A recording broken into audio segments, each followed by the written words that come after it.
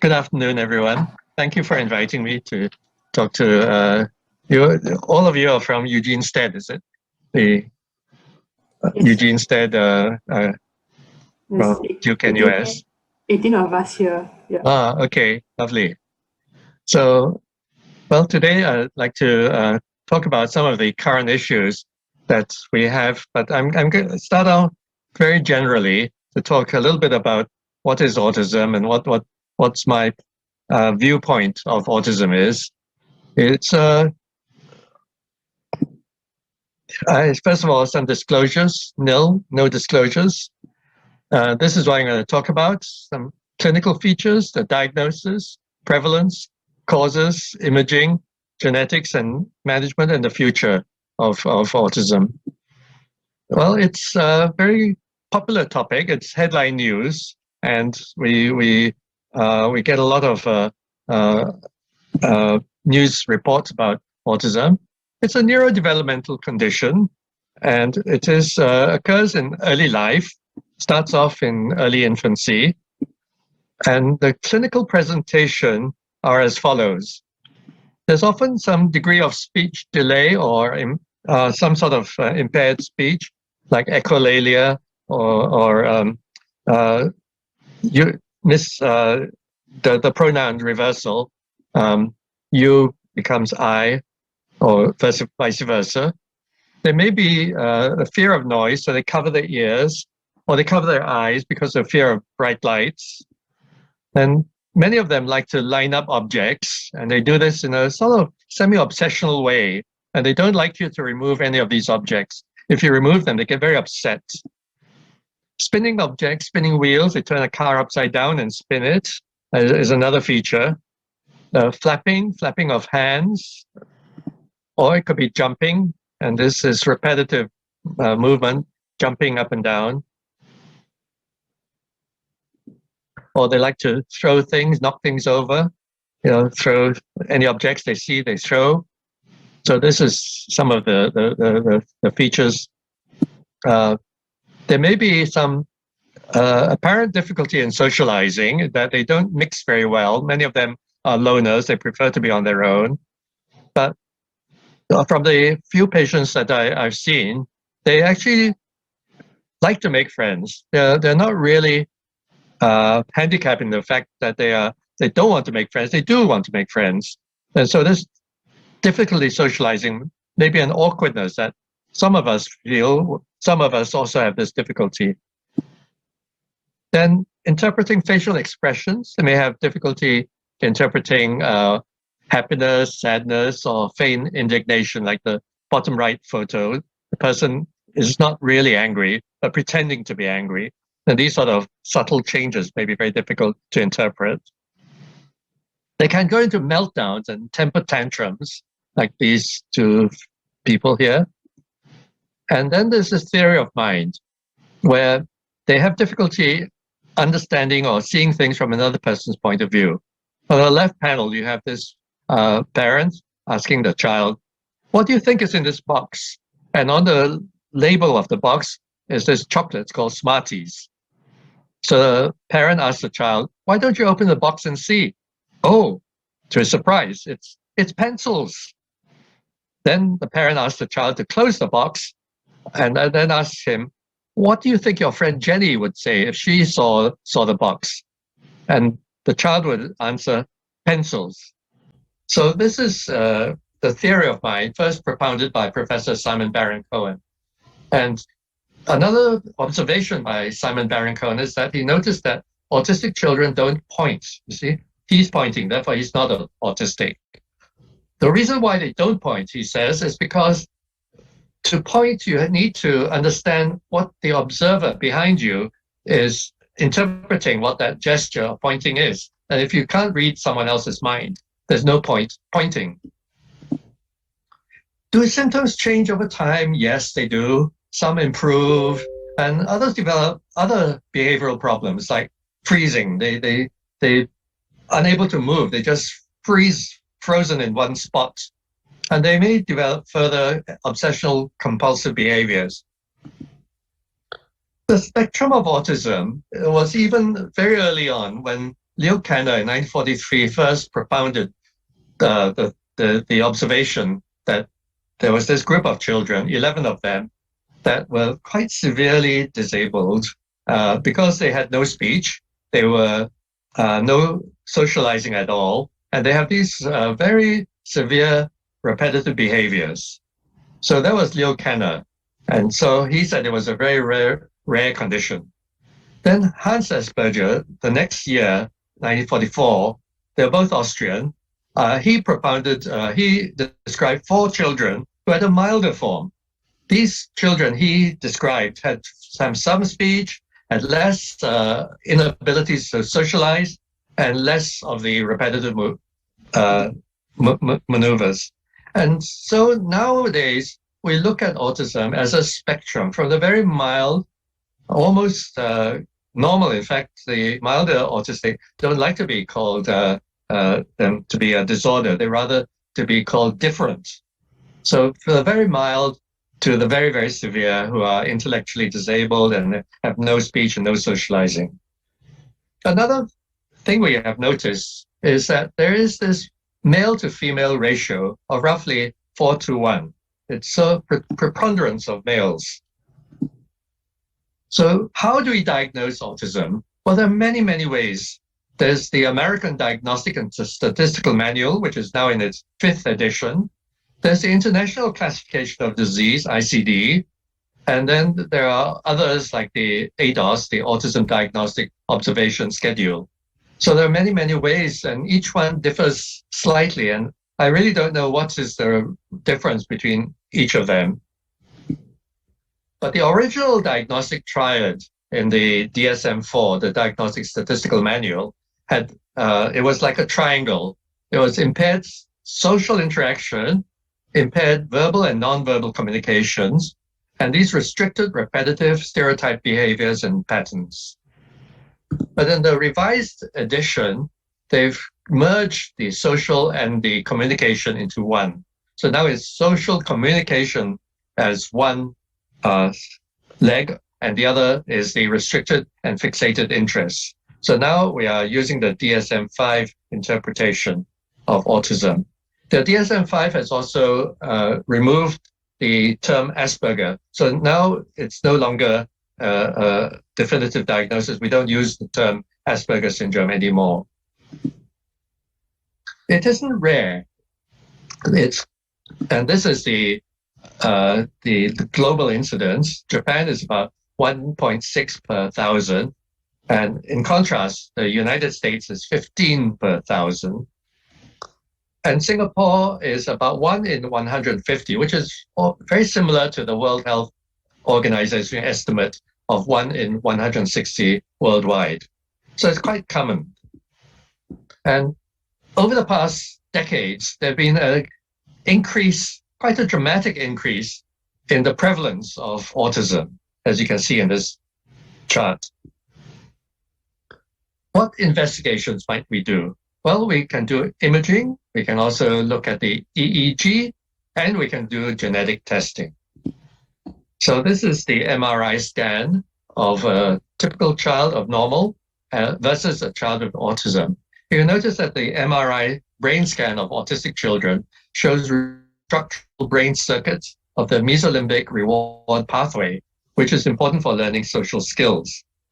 And the diagnostic accuracy is, they say, is more than 90%. Or you can do a functional MRI scan, which is looking at the oxygen consumption of that part of the brain. So, for example, the superior temporal gyrus of a 3-year-old with autism on the right does not activate when hearing a story. The left is the normal child. And here's another functional MRI scan where the autistic subjects show reduced activation in response to seeing the faces of strangers, and this response, fusiform face area on the left is the autistic kid.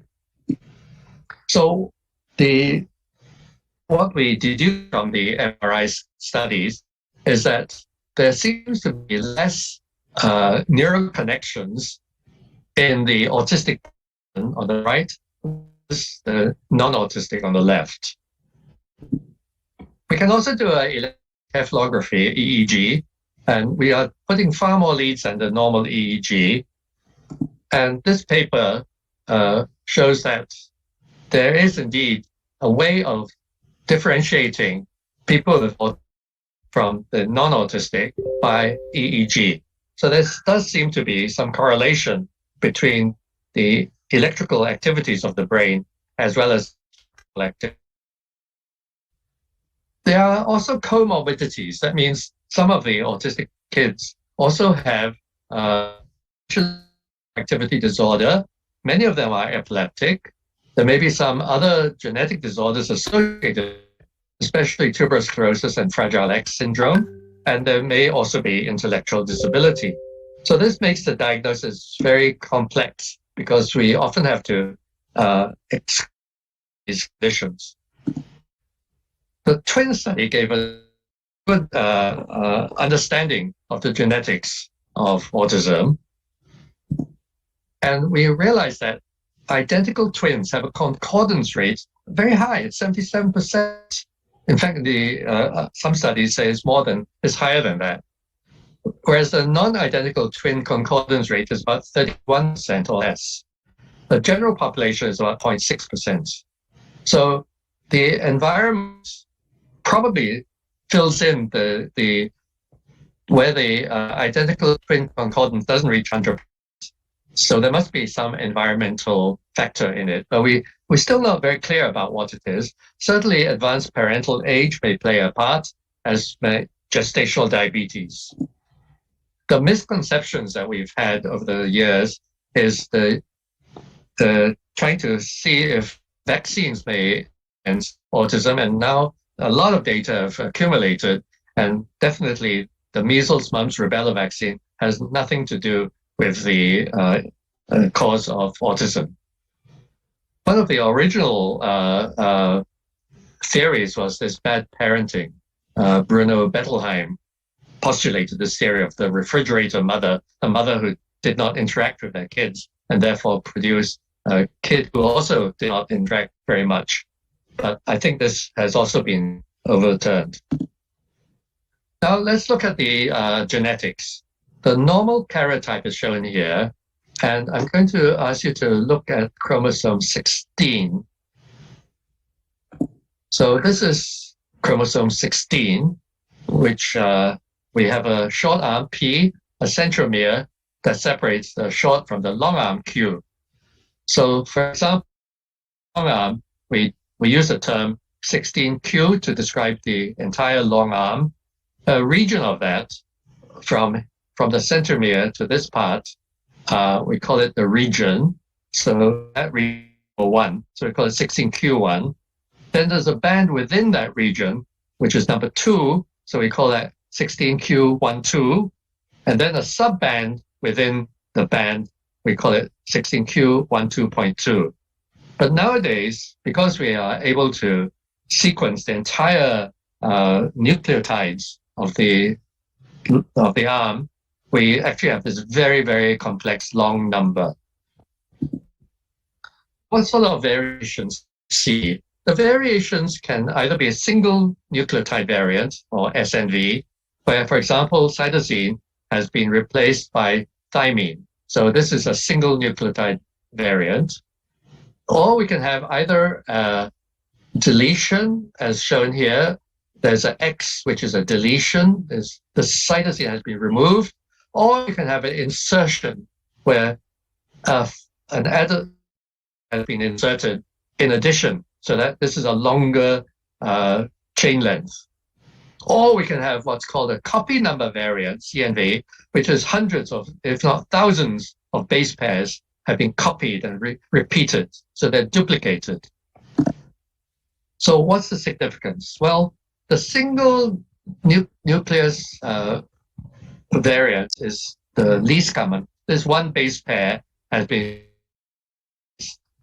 added, and so the incidence is 1 in 3 million. The insertion or deletion can be up to 1,000 base pairs inserted or deleted, and the incidence is roughly 1 in 250,000. Whereas this copy nucleus variant, this one is very relatively more common, 1 in 2,000. So this is the one that we started off by studying because it's more common and easier to study. So this is using a single nuclear polymorphism genotyping array. This is a microarray where there are hundreds, if not thousands, of little microarrays that we can see from the whether it's cytosine or adenine or guanine or leucine. So therefore, we are looking at where are these nucleotides? Where is their accumulation? So, for example, if we look at chromosome 16p11.2, there is a duplication. And you see there's an increased number of nucleotides here. So when you see that many number of excess nucleotides, then that suggests that that part of the chromosome may be important in autism. So this was one of the earlier studies. And so we compare the number of mutations for the baseline and the siblings. The proband is the autistic person. And we're looking to see what are the duplications or deletions. And so we're comparing the autistic person with the siblings. So the siblings form the baseline rate of mutation, and the above is the mutations in an autistic person.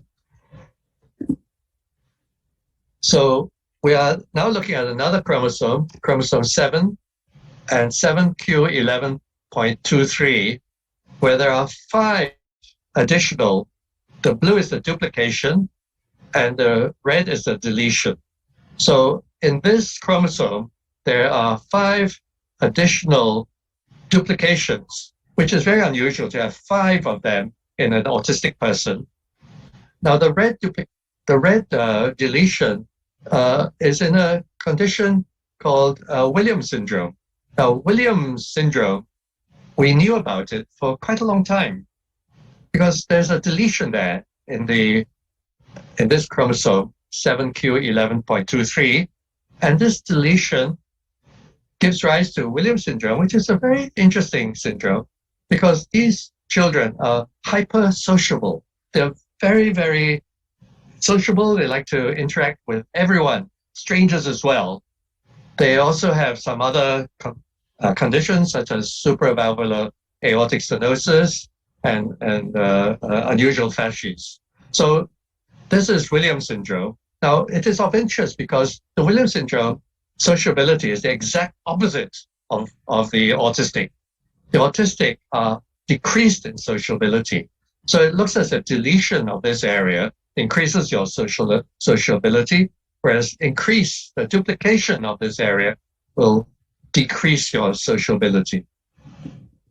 So here's a child with Williams syndrome, very affectionate, loves to, make friends with everyone. So this technique of looking at variants has allowed us 65, probably more at-risk genes for autism.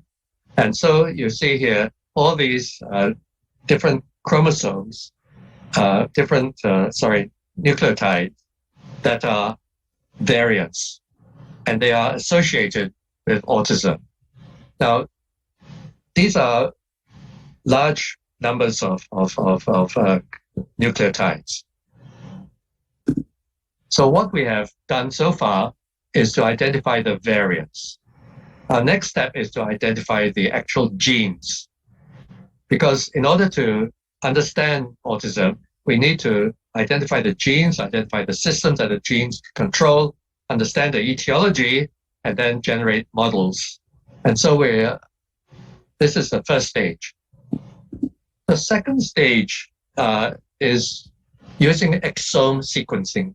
Now, exome is that part of the entire nucleotides, but only those nucleotides that are responsible for coding proteins. So we are looking at that smaller segment, maybe only 1% of the total nucleotides. And so we're looking at de novo single nucleotide variants using this high throughput sequencing that was developed for the Human Genome Project. This new technology, we're now able to look at the variants, and we can now look at the actual the nucleotides. So we've now been able to identify the actual genes that are associated with autism. So this is how we look at it. So we have a gene, let's say P10 gene. This is a disorder called P10, where you have a DNA abnormality which affects the chromatin. The chromatin is the unraveled part of the DNA, which can then be read by the RNA, which then make proteins. The proteins have some function, and they go on all the way. And this P10 syndrome is associated with macrocephaly, autism, and seizures. But now we are more interested in looking for the autistic part. So we then realize that there are maybe hundreds of genes that can lead to autism. So the other way of looking at it is look at another gene and see how they can converge to produce autism. So this is what we're currently trying to map out, the various genes that converge. And so this is what's happening. So there are many, many genes, and they seem to interact with each other in two major areas, the synaptic and the chromatin. The chromatin, as I say, is the epigenetic part chromosome of the gene, and then the synaptic module is the synapse of the brain. And so there are two areas that the genes seem to be particularly involved in autism. And the other thing that we've discovered is that they don't all manifest themselves or express themselves at the same time. So some genes occur fetal development. So this is the mid-fetal development, where this gene occurs around the mid-trimester, second trimester, followed by another gene. So they express themselves in different places and at different times. So here's another gene that express after in early childhood, and this one is earlier still. So different genes express themselves at different times,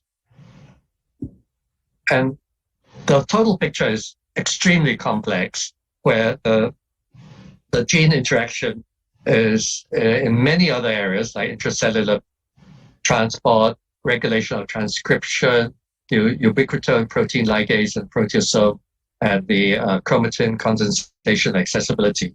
So it is quite a fascinating but quite complex interaction of all the genes.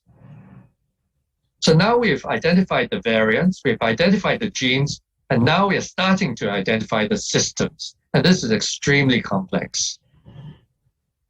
So what challenges do families of autistic persons face?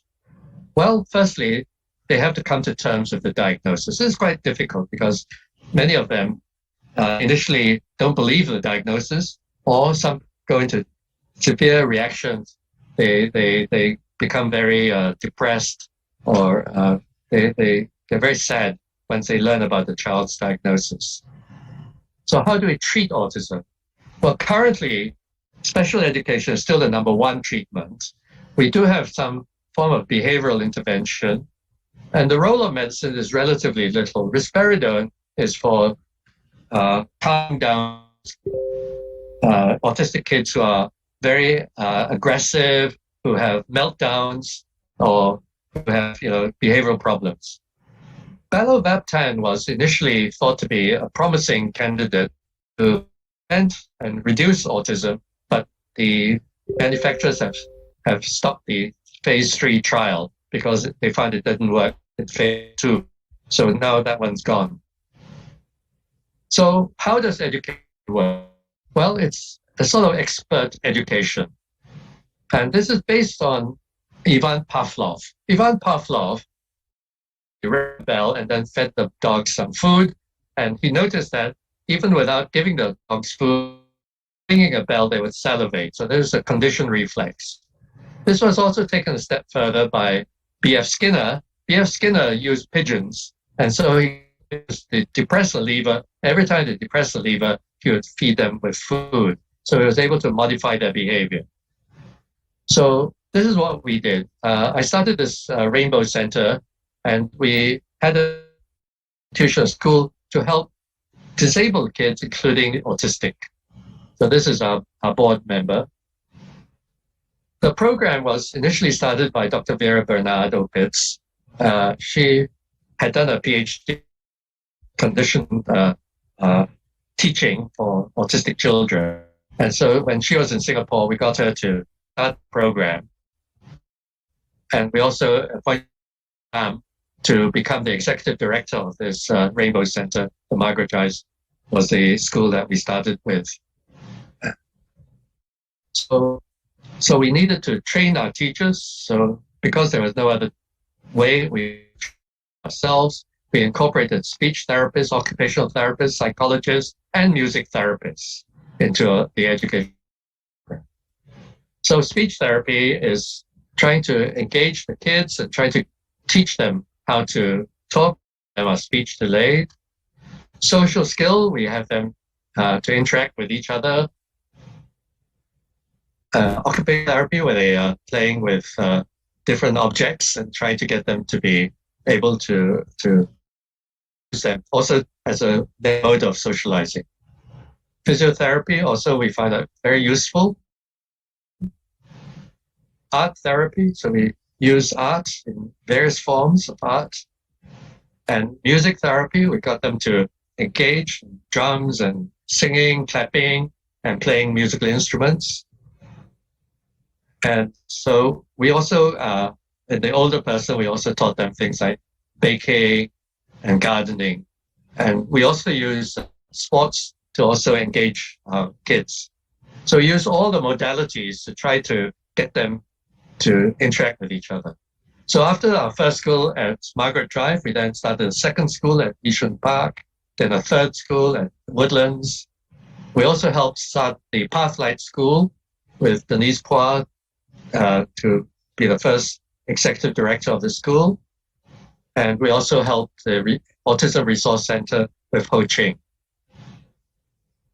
So we also now believe in a philosophy of inclusion. So we include autism as part of our normal. So we don't try to segregate them. And so we invited President Halima Yousaf and Prime Minister Lee Hsien Loong to take part in our programs. And we also teach them how to find employment, like this Professor Braun Cafe. What jobs can autistic kids or adults do? Well, they have their unique niches and preferences for certain types of jobs, which has to be matched to employment opportunities. And the sort of jobs, unfortunately, because of COVID-19, many of these jobs are no longer available. Food and beverage, office work, gardening, cleaning, and other jobs like working in banks, computer programming. And some people with autism also have special talents such as art, music, dance, filmmaking, etc. So what about the future? Well, we have to look at the whole person, from birth to the end of life. So we need to have a lifespan philosophy. What about trying to diagnose even earlier? So currently, most of our kids are diagnosed about 18 months and above. In fact, most of them are over 2 years before we can even make a diagnosis. So should we try to get earlier intervention? What about training for employment? And what about jobs and integration with mainstream schools? Things that we need to ask ourselves. Now, here's an example. Tae Junhee is a autistic person who has a special capability in art, and all these are his drawings. And we made it into bags and cups and bottles. There's another one, Ezra Chan, who won the Emerging Artist category, the UOB painter of there. Here's Stephen Wiltshire, who came to Singapore, and he, after flying once in a helicopter, he could draw this entire drawing. And if you count the number of HDB windows, they're absolutely correct. So this is an incredible skill. Satoshi Tajiri, who is the creator of Pokemon, is also found to be autistic. And now Elon Musk himself has declared himself to have Asperger's syndrome. And other famous autistics, we believe, maybe Einstein, Isaac Newton, Thomas Edison, and many painters, and Greta Thunberg, who is the environmental advocate. The Duke-NUS has been quite helpful in that they were the first to commemorate in Singapore the World Autism Awareness Day. So I commend the Duke-NUS for helping in raising public awareness of autism. So this is my last slide. So this is the Duke and Duchess of Cambridge. They came and visited our school. So thank you.